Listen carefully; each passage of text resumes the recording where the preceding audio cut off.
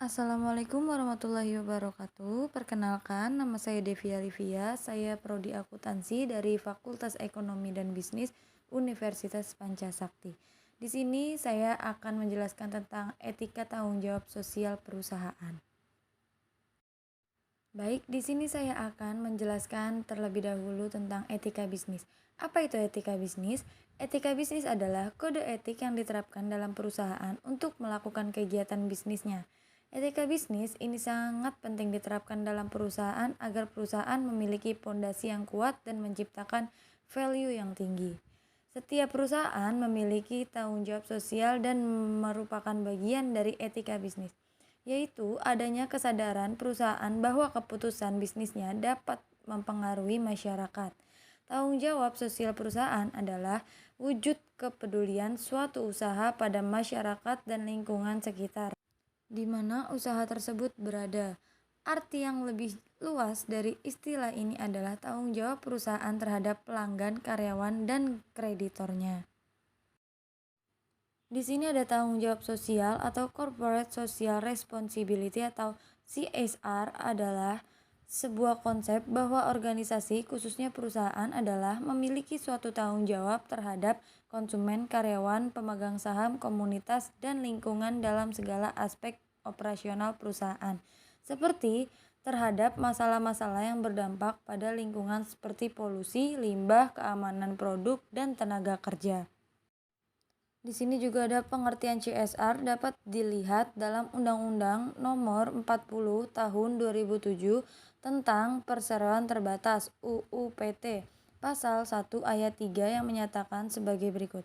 Tanggung jawab sosial dan lingkungan adalah komitmen perseroan untuk berperan serta dalam pembangunan baik bagi perseroan sendiri, komunitas setempat, maupun masyarakat pada umumnya. Di sini juga ada penjelasan tentang tanggung jawab sosial terhadap konsumen, yang kedua ada tanggung jawab sosial pada karyawan, dan yang ketiga di sini ada tanggung jawab sosial terhadap kreditor. Di sini yang pertama ada tanggung jawab sosial terhadap konsumen. Tanggung jawab ini tidak hanya terbatas pada penyediaan barang atau jasa. Perusahaan bertanggung jawab atas produksi dan penjualan distribusi pada pelanggan, di mana produk yang dihasilkan harus bisa membawa manfaat. Dan yang kedua di sini ada tanggung jawab sosial pada karyawan. Perusahaan bertanggung jawab dalam memberikan rasa aman kepada karyawannya, memperlakukan karyawan dengan layak dan tidak membeda-bedakan, serta memberikan kesempatan yang sama pada karyawan untuk mengembang diri. Dan yang ketiga di sini ada tanggung jawab sosial kepada kreditor. Saat perusahaan memiliki masalah keuangan dan belum bisa menyelesaikan kewajibannya, perusahaan harus memberitahu kepada kreditor. Dan di sini ada mengapa perusahaan perlu menerapkan etika bisnis dan tanggung jawab sosial. Karena mempertahankan tanggung jawab sosial pada perusahaan akan memastikan integritas antara masyarakat dan lingkungan sekitar terlindungi, menyimbangkan tuntunan dan pemegang saham dan kebutuhan untuk meningkatkan laba dengan kesejahteraan karyawan dan lingkungan sekitar merupakan tantangan bagi perusahaan. Tanggung jawab sosial perusahaan juga memiliki manfaat. Yang pertama, mempertahankan dan meningkatkan reputasi serta citra perusahaan. Yang kedua, mendapat lisensi untuk beroperasi secara sosial. Yang ketiga, ada melebarkan akses sumber daya bagi operasional usaha. Yang keempat, mereduksi biaya misalnya terkait dampak pembuangan limbah. Yang kelima, meningkatkan semangat dan produktivitas karyawan, dan masih banyak lagi manfaat lainnya terkait tanggung jawab sosial perusahaan tersebut. Dan di sini ada 4 alur kriteria tanggung jawab sosial perusahaan. Yang pertama, tanggung jawab ekonomi.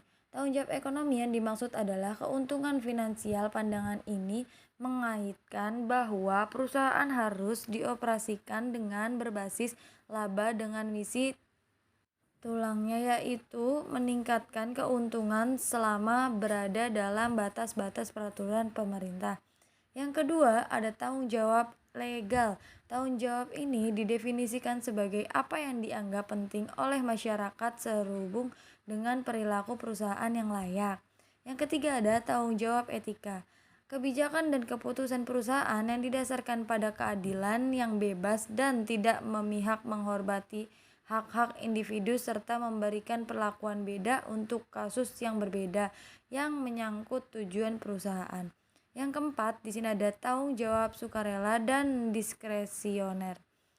Kebijakan perusahaan dalam tindakan sosial yang murni sukarela dan didasarkan pada keinginan perusahaan untuk memberi kontribusi sosial yang tidak memiliki kepentingan timbal balik secara langsung.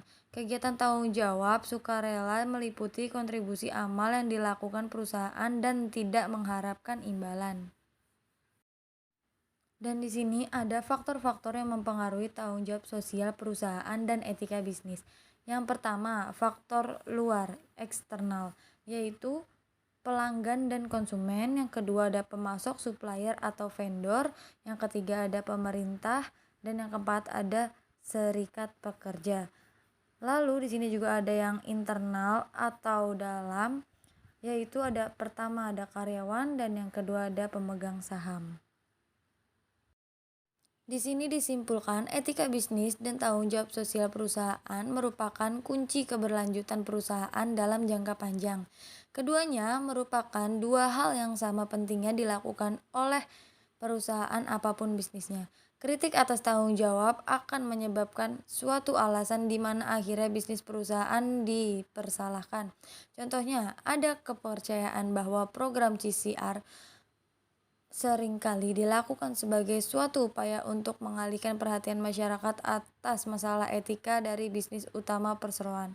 Karena itu prosesnya SCR yang dijalankan perusahaan harus dijalankannya. Etika bisnis oleh perusahaan, peranan etika bisnis dihubungkan dengan dunia bisnis dengan tanggung jawab sosial perusahaan adalah keseimbangan dalam prinsip praktek pendapatan maupun pembagian hasil. Prinsip keseimbangan yang utama adalah keseimbangan di antara azas kasih kepada sesama manusia dan kasih kepada diri sendiri. Sekian, terima kasih penjelasan dari saya. Semoga bermanfaat dan dapat membantu pengetahuan kalian semua. Wassalamualaikum warahmatullahi wabarakatuh.